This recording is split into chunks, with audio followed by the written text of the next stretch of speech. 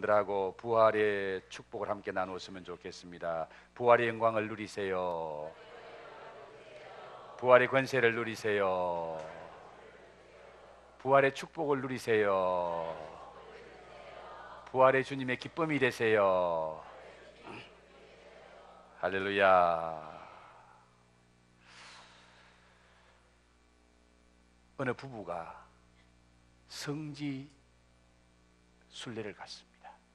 그런데 성지에서 갑자기 아내가 그만 천국을 갔어요. 장사를 치러야 되는데 유대 땅에서 장사 치르면 100만 원이 들고 그 시신을 가지고 와서 한국에서 장례를 치르면 1000만 원이 드는데 둘 중에 하나를 선택하세요 그랬습니다. 그런데 남편이 돈은 좀 많이 들어도 한국에 시신을 가져와서 장례를 치루었답니다. 혹시 이유를 아시나요? 그 땅은 부활의 땅이라서 다시 부활할까봐. 남자들은 무슨 의미인지 아시겠죠? 네, 부활할까봐 겁이 나서 돈 많이 들어도 한국 와서 묻었답니다. 부활의 영광이 여러분과 여러분의 가정에 충만하기를 주의 이름으로 축복합니다. 저는 최근에 좀 충격적인 얘기를 들었습니다. 일주일에 한 번씩 우리 목사님들 모임이 있습니다. 그 모임에서는 같이 성경을 연구하고 같이 교제도 하고 그렇게 해서 한 번씩 모이는데 한 2주 전에 한 목사님이 모임에 빠졌어요. 그래서 전화 연락을 했더니 교회에 큰일이 생겨서 이번 주에는 못 갑니다. 그 큰일이 무슨 일이냐고 물었더니 우리 교회 부부가 자살을 했다는 거예요. 자살한 부부를 수습하고 장례를 치르는 것 때문에 이번 모임에는 참석을 못 한다는 겁니다. 그런데 지난주에 그 목사님을 만났어요. 그 목사님은 3번에서 목회를 합니다.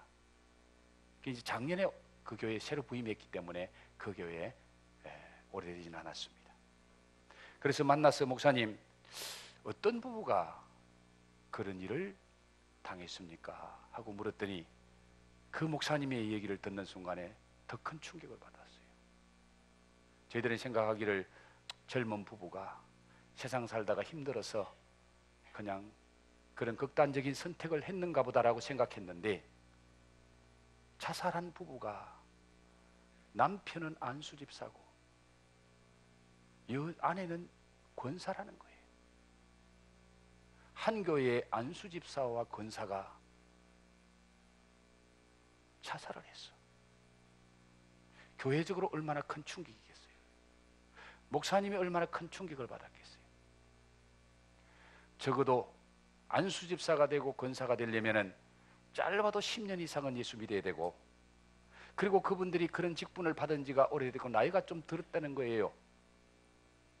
그러니까 20년, 30년 예수 믿은 사람인데 어떻게 그런 극단적인 선택을 했을까? 시간상 그 내용은 말씀을 다 못 드리겠습니다. 경제적인 문제 때문입니다. 교인들에게도 수천만 원 돈 빌리고 외부에까지 빌린 돈은 10억이 넘는다는 거예요. 그래서 그런 극단적인 선택을 했다고 그러는데, 더 충격적인 것은 그 권사님이 죽기 전 얼마 전에 목사님, 저는 한 번도 예배를 제대로 못 드려봤습니다. 그래. 한 번도 예배를 제대로 못 드려봤다는 거예요. 안수집사가 되고 권사가 됐는데 어떻게 예배를 제대로 못 드려봤을까? 예배에 참석은 잘했다는 거죠. 그런데 예배 시간에 딴 생각하고 앉았고, 예배 시간에 다른 것 일 때문에 걱정하고, 머리가 복잡하니까 예배가 안 되는 거예요. 그 소리를 들으니까 더 큰 충격을 받았습니다. 안수집사가 되고 권사가 돼도 예배가 안 되는구나. 예배를 제대로 못 드리니까 이런 자살이라는 극단적인 선택까지 하고 마는구나.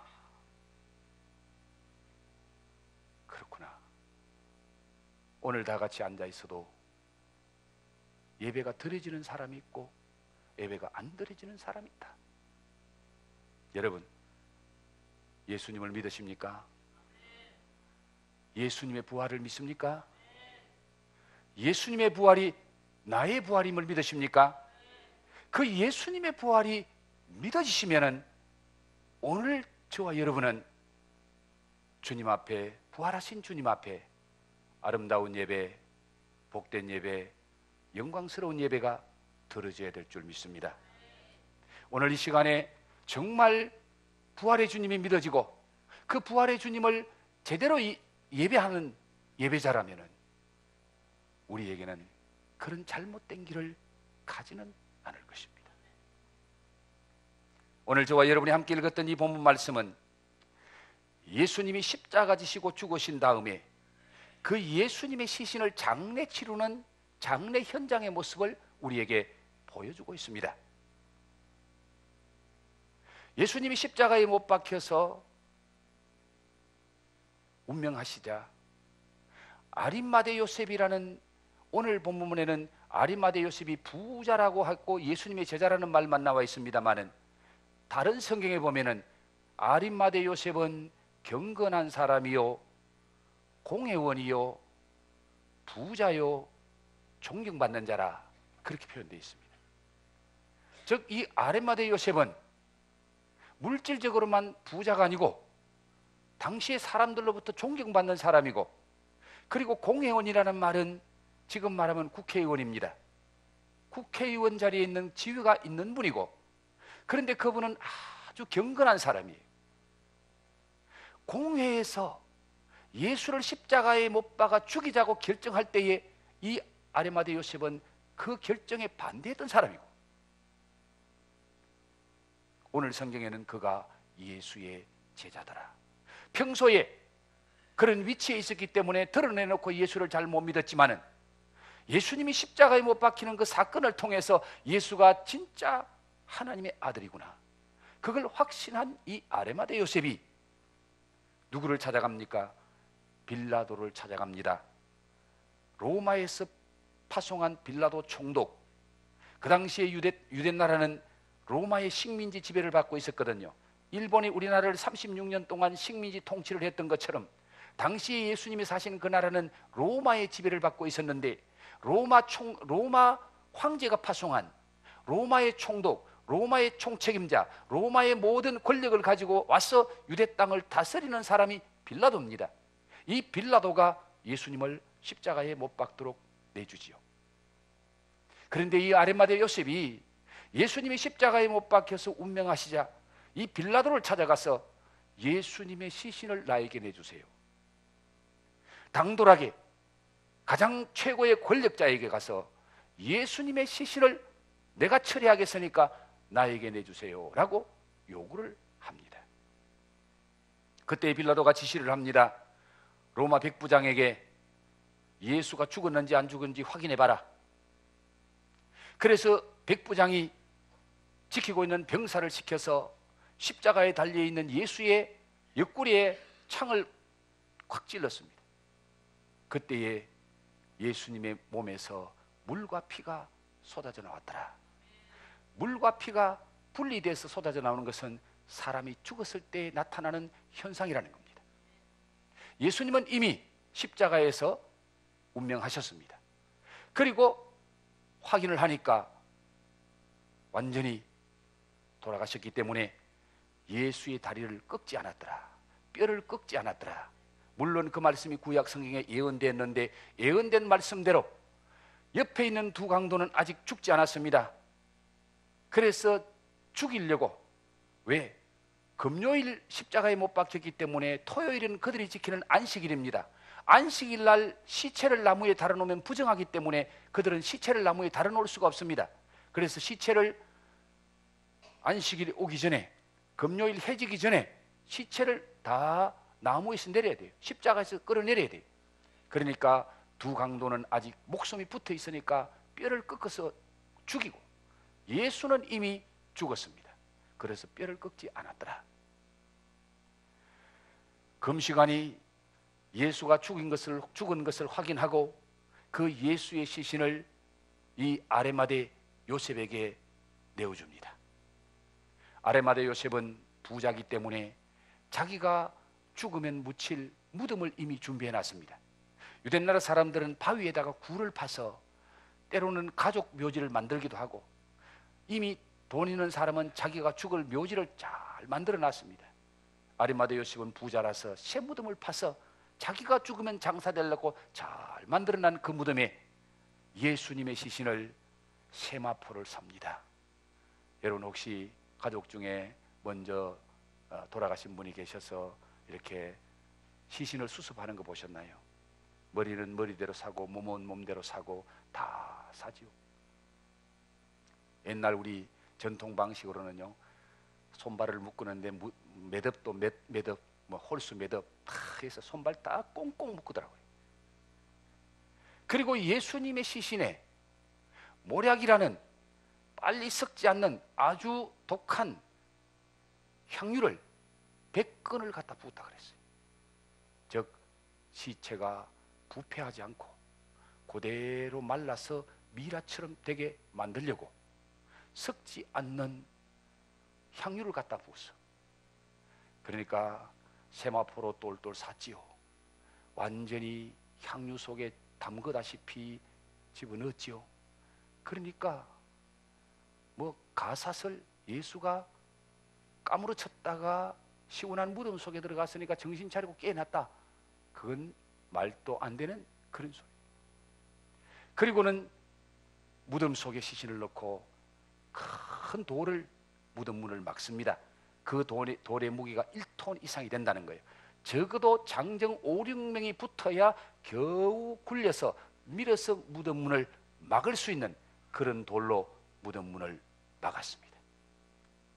그리고는 임봉한 무덤 돌에다가 임봉하고 도장을 찍으면 누구든지 허락 없이는 그 무덤 문을 열지 못하도록 로마의 황제의 도장을 찍어서 무덤 문을 임봉했습니다. 그때에 오늘 성경에 보면은 대제사장과 바리새인이 빌라도를 찾아갑니다. 빌라도를 찾아가서 뭐라고 말합니까? 오늘 성경 보십시오. 62절에 그 이튿날은 준비일이라, 다시 말하면 그 이튿날은 이제 준비하는 날이기 때문에 그날 시체를 둘 수 없기 때문에 대제사장과 바리새인들이 함께 빌라도에게 모여 이르되, 주여, 저 속이던 자가, 예수를 자기들을 속이던 자라고 사기치는 사람, 저 속이고 사기치던 자가 살아있을 때에 말하되 내가 사흘 후에 다시 살아나리라 한 것을 우리가 기억하노니, 그러므로 명령하여 그 무덤을 사흘까지 굳게 지키게 하소서. 그의 제자들이 와서 시체를 도둑질하여 가고 백성에게 말하되 그가 죽은 자 가운데서 살아났다 하면은 후의 속임이 전보다 더 클까 하나이다. 대제사장과 바리새인이 빌라도에게 찾아가서 하는 말이, 예수는 살았어도 사기 많이 쳤습니다. 거짓말 많이 했는데, 그런데 그가 살아서 했는 말 중에 자기가 죽고 나면 3일 만에 다시 살아난다고 했으니까 그것이 사기인 줄은 알지만은 혹시라도 모르니까 이 무덤을 좀 잘 지키는데 로마 병사를 가지고 좀 지켜주세요, 부탁을 합니다. 그때 빌라도가 뭐라고 말합니까? 아니야, 너희들도 경비병이 있고 너희들도 군사가 있으니까 너희들의 군사로 지켜라. 그리고 너희들이 최선을 다해서 시체 잘 관리해라. 왜 대제사장이 빌라도에게 가서 로마 군인들로 하여금 그걸 지키게 해달라고 부탁하나 하면요, 로마 병사 하나만이라도 거기에 가담하면은 문제가 생겼을 때 로마가 책임을 집니다. 로마 황제의 명령으로 다스립니다. 그러므로 대제사장들이 가서 로마 병사로 지켜달라는 것은, 다시 말하면 제자들이 얼씬도 못하게 만들어주세요. 제자들이 와서 시체를 도둑질하지 못하게, 잘못하면 로마 병사가 지키고 있기 때문에 로마의 법에 따르면은 로마는 사형시킬 수 있는 법이 있고 유대 나라는 사형시킬 수 있는 법이 없어요. 그러니까 더 강력한 법으로 다스리기 위해서 로마 병사가 지켜주면은 저 예수의 제자들이 감히 시체 도둑질 하려고 엄두도 못 낼 겁니다. 그렇게 부탁을 하니까 빌라도가 하는 말이 아니야. 너희들도 군사가 있으니까 너희들 군사를 가지고 철저하게 지켜라. 자, 그렇게 해서 그들이 예수님의 무덤을 자기들의 병사를 동원해서 지킵니다. 왜 그렇게 그들은, 대제사장은 그 당시에 정권을 잡고 있는 정치인입니다. 거기 대제사장은 지금 말하면 국회의장입니다. 정치하는 정치 세력이 동원되고, 바리새인은 종교 지도자입니다. 종교의 모든 지도자들이 동원되고, 그리고 빌라도는 로마의 정권이에요. 로마의 세력입니다. 로마의 정권까지 등장해서 예수의 부활을 막으려고, 예수의 시체를 지키려고 생명을 거닙니다. 왜 그럴까요? 그 예수의 시체가 왜 그렇게 중요합니까? 제자들이 시체를 도둑질해가고 예수가 부활했다, 그 말 하지 못하도록 물증을 잡아놔야 되니까. 만약에 시체가 없어지면 그들이 거짓말하고 사기쳐도 우리가 증명을 못하니까 이 시체를 잃어버리면 안 된다. 이 시체는 생명 걸고 지켜야 된다. 그래서 시체를 지키게 하는 거예요. 근데 이 배후에는 바로 예수님의 부활을 가장 싫어하는 존재가 있습니다. 누굴까요? 사탄이에요. 사탄. 사탄은 예수가 부활하면 사탄의 나라는 무너지거든요. 그래서 예수님이 내가 온 것은 마귀의 일을 멸하려고 왔다. 예수님이 이 땅에 오셔서 십자가에 죽은 것은 마귀가 승리한 것처럼 보입니다. 그런데 십자가에서 죽었던 예수가 사망 권세 깨고 다시 부활하면은 마귀가 승리한 것이 아니라 마귀가 깨지는 날이에요. 그래서 마귀는 예수의 발꿈치를 상하게 하지만 예수는 마귀의 머리통을 깨부쉈다. 그 말이 그 말이에요. 그래서 예수가 부활하면은 악한 영들의 세력이 깨지는 거예요. 지금 대제사장, 바리새인, 빌라도 다 악한 마귀의 도구들입니다. 그 배후에는 악한 영이 역사하는 거예요. 사탄이 역사하는 거예요. 사탄은 어떻게 하든지 예수가 부활하면 안 돼. 예수 부활을 막아야 돼. 그런데 죄송합니다. 결과는 어떻게 됩니까? 예수 부활 막았어요? 못 막았어요? 예수 정신 차리고 똑바로 대답해요. 그러면 생각을 좀 해보시고 대답하든지. 예수 부활을 막았어요? 못 막았어요? 못 막았지요? 세상의 모든 세력을 다 동원해도, 세상의 모든 권력을 다 동원해도 부활하시는 예수님을 막지를 못합니다. 그렇다면 우리 하나님께서 왜 세상의 그 모든 세력을 다 깨부수고 우리 예수님을 하여금 부활하게 하셨을까? 예수님 부활이 그렇게도 중요한가? 예수님이 부활해야 될 진짜 이유가 무엇인가? 여러분, 오늘 이 한 말씀을 제대로 아셔야 됩니다. 여러분, 우리 주보에는 항상 제가 설교하는 핵심이 요약되어 있죠. 주보를 보시면서 말씀을 들으면 더 좋아요. 좀 젊으신 분들은 필기도 하시고요. 자, 예수님이 부활하셔야 될 첫 번째 이유가 뭡니까? 십자가의 죽으심의 의미를 확실하게 증명해 주기 위해서 예수님이 부활하셔야 된다는 거예요. 자, 십자가에 못 박혀 죽은 사람은 예수님 혼자입니까? 다른 사람도 있습니까? 다른 사람도 있었죠. 예수님이 십자가에 못 박힐 때의 양편에는 행악자도 같이 십자가에 못 박혔더라. 예수님이 십자가에 못 박혀 돌아가실 때에 혼자 십자가에 못 박힌 것이 아니라 그 행악자, 그것이 강도인지 아니면 나라를 전복시키려고 했던 정치범인지 모르지만 행악자 두 사람이 양쪽에 같이 십자가에 못 박혔어. 그러면 세 사람이 똑같이 십자가에 못 박혀 죽었는데 예수의 십자가의 죽음이나 강도의 십자가의 죽음이나 뭐가 다르냐 그 말이에요. 어떻게 예수의 십자가와 강도의 십자가가 다르다고 증명해 줄 수 있는 뭐가 있느냐? 예수는 거룩하게 살고 다른 사람의 죄를 짊어지시고 십자가에 못 박혀 죽었다. 강도는 지가 잘못 살고 나쁜 짓 하다가 십자가에 못 박혀 죽었다.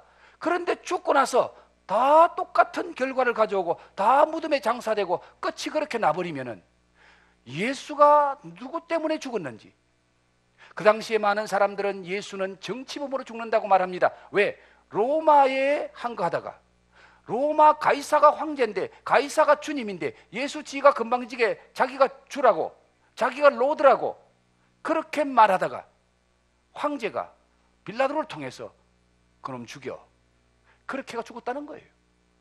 예수가 정치범으로 죽었는지, 아니면 성경이 말하는 대로 예수님 자신이 평소에 말한 대로 나는 모든 인간들의 죄짐을 지고 죄의 저주를 짊어지고 내가 십자가에 못 박혀 죽는다. 그러므로 내가 십자가에 못 박혀 죽음으로 말미암아 죄 가운데 있는 인간을 죄를 속량하고 저주로부터 구출하고 그들로 하여금 영생을 얻게 하기 위해서 내가 십자가에 못 박혀 죽는다. 그렇게 주님이 말씀하셨고 십자가에 못 박혀 죽었는데 그것이 사실인지 사실이 아닌지, 진실인지 진실이 아닌지 우리가 어떻게 알 수 있느냐? 그걸 증명할 수 있는 것은 예수님의 부활이 증명이 된다는 겁니다. 예수님의 부활이 없으면은 그 예수님의 말씀이 진짜인지 아닌지를 우리가 믿을 수가 없는 거예요. 알 수가 없는 거예요. 그래서 히브리서 7장에 보면은 그것을 말씀하고 있는데, 히브리서 7장에 있는 말씀 잠깐 한번 방송실 좀 띄워주세요. 자, 같이 한번 읽어볼까요? 시작. 이와 같이 예수는 더 좋은 언약의 보증이 되셨느니라. 잠깐요. 22절. 예수는 더 좋은 언약의 보증이 되셨다. 더 좋은 언약은 바로 하나님이 우리를 구원하기 위해서 메시아를 보내고 그 예수를 통해서 우리를 구원한다고 언약, 하나님의 말씀으로 약속해놨는데 그 약속의 보증이 예수님이라는 거예요. 예수는 더 좋은 언약의 보증이 되셨느니라. 그 보증을 확실하게 도장 찍어주는 분이 예수인데 그 예수의 부활로 그 확정을 지어준다는 거예요. 그 다음 말씀 볼까요? 자, 다 같이 시작. 제사장 된 그들의 수요가 많은 것은 죽음으로 말미암아 항상 잊지 못함이로되.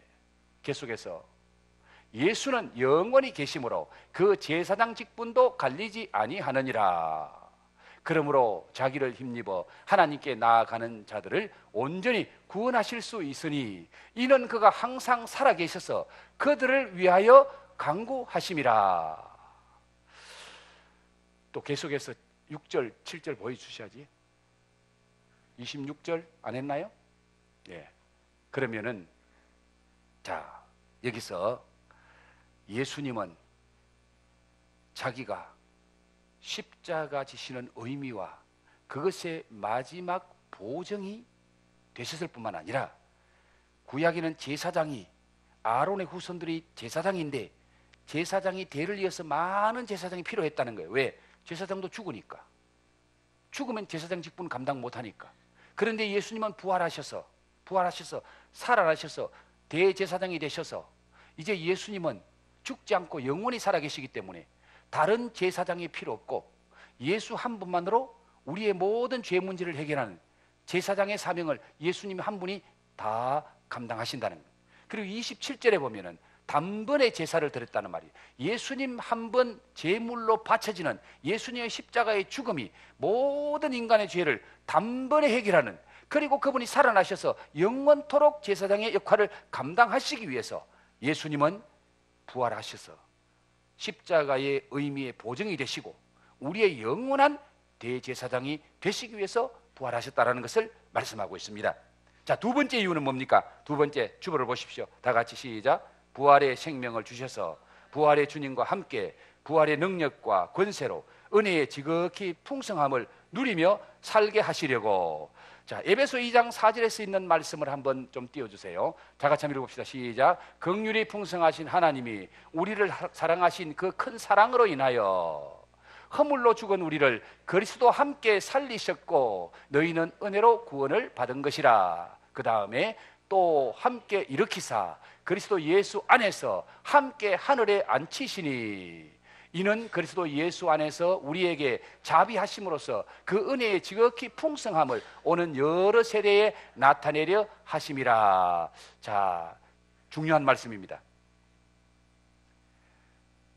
26절 말씀을 먼저 보여주십시오. 26절, 27절 말고, 예, 아니, 제가 잘못했네. 6절 말씀, 6절 말씀.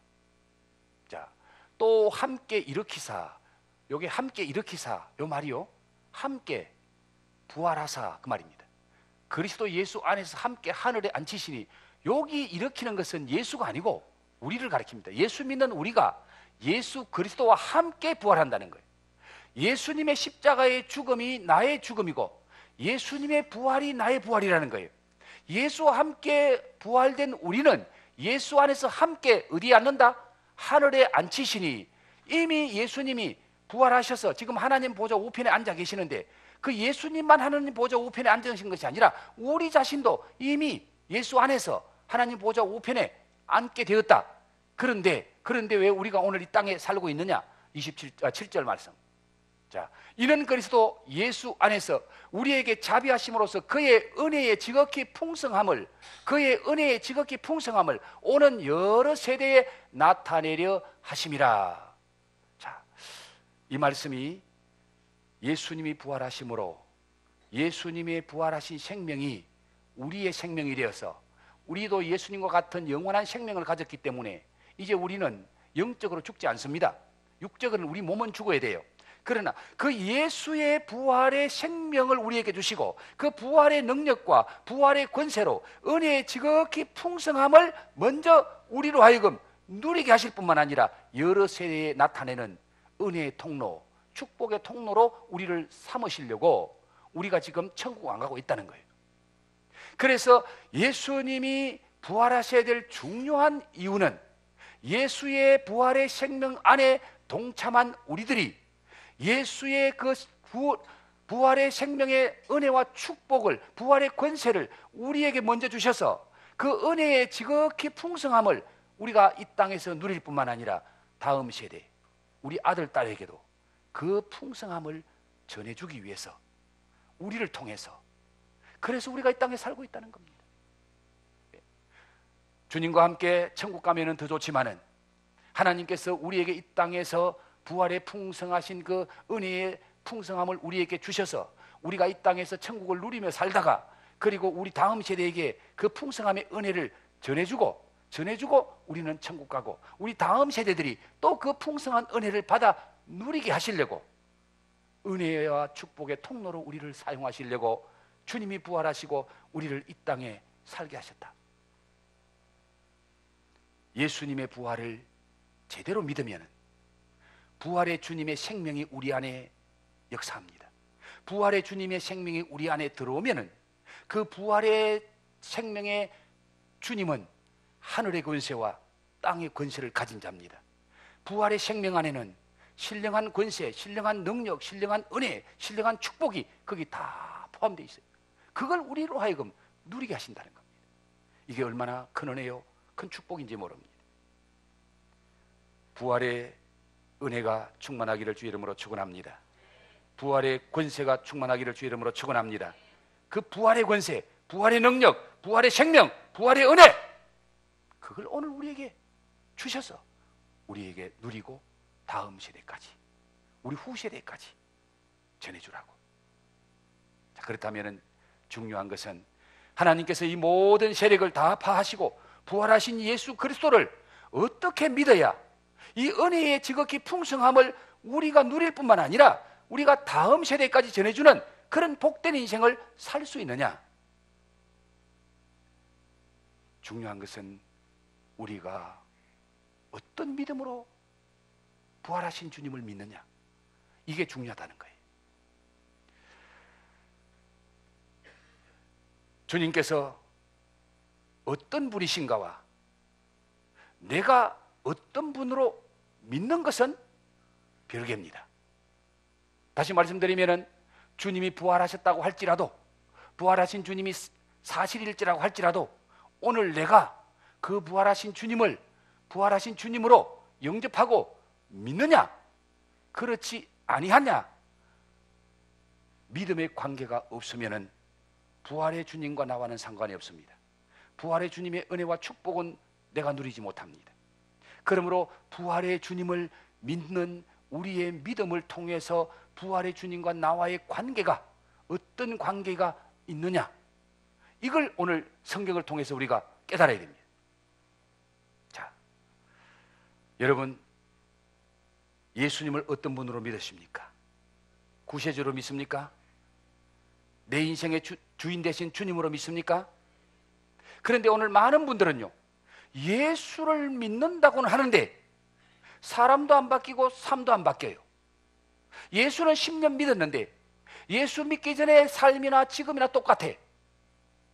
예수 믿기 전에 그 인간이 그 인간이야, 지금도. 왜 그럴까요?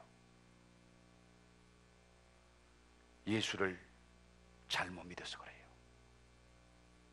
예수님이 구세주로 믿고, 아, 예수 믿고 죽으면 천국 가는구나, 그 수준에 머물면은 우리의 삶은 바뀌지 않습니다. 우리의 인생에 변화가 없습니다. 그런데 오늘 성경은 말합니다. 예수가 구주로 믿는 것보다 더 중요한 것이 예수를 너의 주인으로 믿느냐, 예수를 네 인생의 주인으로 네가 믿고 받아들였느냐, 이걸 성경이 말하는데, 성경에 예수님이 구세주다라는 말은 몇 번 안 나와요. 그런데 예수님이 우리의 삶의 주인이다, 예수님이 주님이시다, 그 말은 수십 번 나와요. 예수님을 구주로만 생각하고 나의 주인으로 모시지 않고 내 삶의 주관자로 영접하지 아니하면은 우리의 삶 속에는 부활의 주님의 능력이 나타나지 않습니다. 부활의 주님의 은혜가 나타나지 않습니다. 다시 말씀드리면 정권 교체가 이루어졌느냐?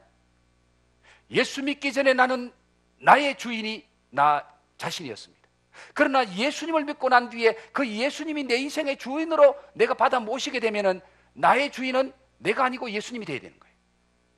예수님이 되고 예수님이 내 인생의 주인이 되시고 예수님이 내 인생을 지배하시고 예수님이 내 인생을 인도하는 삶을 살 때에 내 인격이 달라집니다. 내 삶에 아름다운 변화가 일어납니다. 내 삶 속에 주님의 은혜와 축복이 풍성해집니다. 그런데 예수는 믿긴 믿는데 주인으로 내 마음속에 영접하지 아니하면 절대로 은혜의 풍성한 역사는 나타나지 않는다는 사실입니다. 자, 성경 몇 구절만 여러분에게 소개하고 오늘 말씀 마무리하도록 하겠습니다. 로마서 10장 9절 말씀 좀 보여주십시오. 다 같이 한번 읽어봅시다. 시작. 내가 만일 내 입으로 예수를 주로 시인하며 또 하나님께서 그를 죽은 자 가운데서 살리신 것을 내 마음에 믿으면 구원을 받으리라. 보십시오. 내가 만일 내 입으로 예수를 뭐로 시인하며? 주로 시인하며 예수를 내 인생의 주인으로 주님으로 시인하며 또 하나님께서 그를 죽은 자 가운데서 다시 살리신 것, 예수님이 부활하신 것을 내 마음에 믿으면 구원을 받으리라. 여러분, 교회 다니면 구원 받아요, 못 받아요? 정신 차리고 대답하세요. 교회 다니면 구원 받아요, 못 받아요? 예배 드리면 구원 받아요, 못 받아요? 그러면 어떻게 구원 받아요? 예수님을 구주로 내 주인으로 믿어야, 마음에 믿어야 구원을 받게 되는 줄 믿습니다. 그래서 안수 집사도 권사도 예수님이 내 마음의 주인이 안 되니까, 내 마음에 예수님이 살아 안 계시니까 예배도 형식적으로 드리고 극단적인 선택을 하게 되고 인간 잘못된 길로 가고 말더라 그 말이에요. 로마서 14장 8, 9절 말씀을 소개합니다. 같이 읽어볼까요? 시작. 우리가 살아도 주를 위하여 살고 죽어도 주를 위하여 죽나니 그러므로 사나 죽으나 우리가 누구의 것이라고요? 주의 것이로다. 여러분이 주님의 소유임을 믿습니까? 여러분의 주인이 주님이심을 믿습니까? 사나 죽으나 우리가 주의 것이로다. 내 몸도 주님의 것, 내 생명도 주님의 것, 내 삶도 주님의 것, 내 가진 것도 주님의 것, 내 소유도 주님의 것, 내 자식도 주님의 것. 그렇게 믿습니까? 그렇게 믿습니까? 그 믿음이 없으면 예수님이 내 안의 주인 아닙니다. 그 다음 말씀 볼까요? 자, 시작. 이를 위하여 그리스도께서 죽었다가 다시 살아나셨으니 곧 죽은 자와 산 자의 주가 되려 하심이라. 이를 위하여 그리스도께서 죽었다가 다시 살아났으나, 죽었다가 다시 살아난 게 뭡니까? 예수님이 부활하신 것을 말합니다. 왜 예수가 부활했느냐? 이것 때문에 부활했다. 이걸 위해서 부활했다. 곧 죽은 자와 산 자의 주가 되려 하심이라. 죽은 자와 산 자, 지금 죽은 자들도 예수님이 주인입니다. 예수님 다시 오시는 날에 살아날 줄로 믿습니다. 살아있는 저와 여러분, 살아있는 저와 여러분의 주인이 누구라고요? 예수님. 믿습니까? 나의 주인이 예수님이심을 믿습니까? 입이 안 열리는 분이 있어요. 입이 열려야 돼요. 입이 열려야 마음이 열립니다. 자, 성경 말씀 하나 더, 에베소서 1장 20절에서 22절입니다. 같이 읽어봅니다. 시작. 그의 능력이 그리스도 안에서 역사하사 죽은 자들 가운데서 다시 살리시고 하늘에서 자기의 오른편에 앉히사 모든 통치와 권세와 능력과 주권과 이 세상뿐 아니라 오는 세상에 일컫는 모든 이름 위에 뛰어나게 하시고 또 만물을 그의 발 아래 복종하게 하시고 그를 만물 위에 교회의 머리로 삼으셨느니라. 자, 그의 능력이 그리스도 예수 안에서 역사하사 하나님의 능력이, 성령의 능력이 그리스도 예수 안에서 역사하사 죽은 자들 가운데서 다시 살리시고 예수를 부활하게 하시고 그 부활하신 예수님을 하늘에서 자기의 오른편에 앉히사 하나님 보호자 우편에 앉으셨다고 우리 사도신경 고백하잖아요. 하늘에서 하나님 보호자 우편에 앉으신 것은 예수님에게 모든 통치권이 주어졌다는 것을 말합니다. 어떤 통치권이 주어졌느냐? 21절에 모든 통치와 모든 권세와 모든 능력과 모든 주권과 이 세상뿐만 아니라 오는 세상에 일컫는 모든 이름 위에 뛰어나게 하시고 모든 이름이 예수 이름 앞에 무릎을 꿇게 하시고 또 만물을 그의 발 아래 복종하게 하시고 그를 만물 위에 교회의 머리로 삼으셨느니라. 지금 부활하신 주님이 어디 계신다고요? 하나님 보좌 우편에 앉아 계신다. 하나님 보좌 우편에 앉아 있다는 말은 하나님의 정권, 하나님의 모든 권세를 예수님에게 위임했다는 거 말입니다. 본래의 예수님, 이 땅에 오시기 전에 예수님 제자리로 이제 돌아가신 거예요. 지금 우주 만물을 누가 통치하신다? 누가 통치하세요? 예수님이. 하나님 보좌 우편에 계신 예수님이 우주 만물을 다스리는 줄 믿으시기 바랍니다. 그 예수님이 모든 통치와 모든 권세와 모든 능력과 모든 주권과 이 세상뿐만 아니라 오는 세상에 일컫는 모든 이름 위에 뛰어난 이름, 모든 이름이 그 앞에 무릎 꿇게 만들고 만물을 그의 발 아래 복종하게 하시고 만물을 발로 짓밟고 다스리는 분이 예수님이고 그를 만물 위에 교회의 머리로 세웠다. 그 예수님이 오늘 여러분의 주인이심을 믿습니까? 그 예수님이 여러분의 인생의 주관자이심을 믿습니까? 그 확실한 믿음만 있으면요, 이게 얼마나 큰 은혜요 축복인지 모릅니다. 많은 사람들이 오해를 합니다. 예수님을 나의 주인으로 모시면 아이고 내 마음대로 살지 못하고 예수님께 끌려다니는 삶을 살려면 얼마나 힘들까?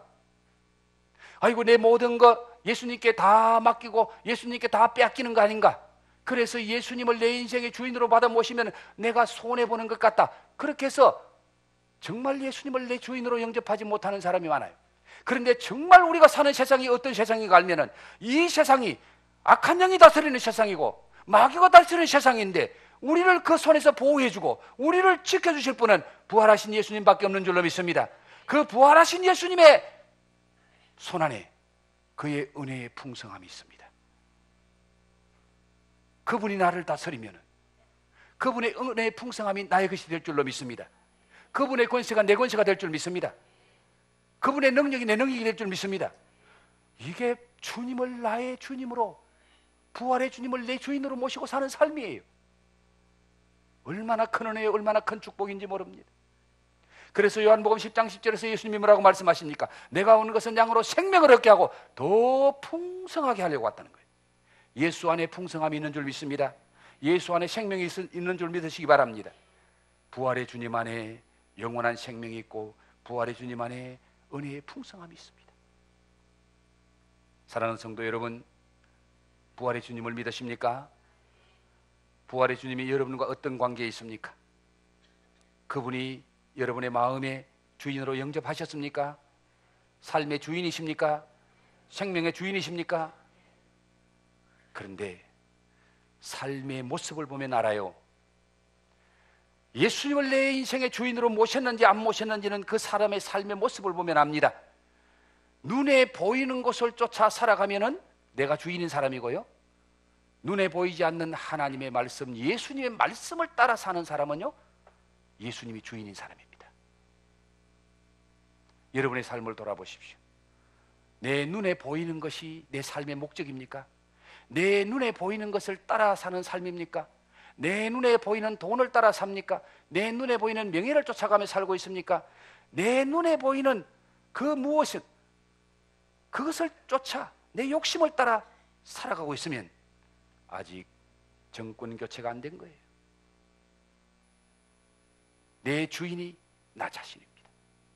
그러나 예수가 나의 주인이고 부활하신 주님을 내 주님으로 영접하면 눈에 보이는 세상을 쫓아 살아가는 삶이 아니라 그분의 말씀을 따라가는 삶입니다. 그분의 약속을 따라 사는 삶입니다. 그분의 약속의 말씀을 믿음으로 따라가면 부활의 주님이 우리를 인도하실 줄 믿습니다. 말씀의 은혜를 주실 줄 믿습니다. 말씀의 축복을 누리게 하실 줄 믿습니다. 주님을 바라보고 주님 말씀 붙잡고 주님 따라가는 여러분의 삶이 되기를 주의 이름으로 축복합니다. 154장 찬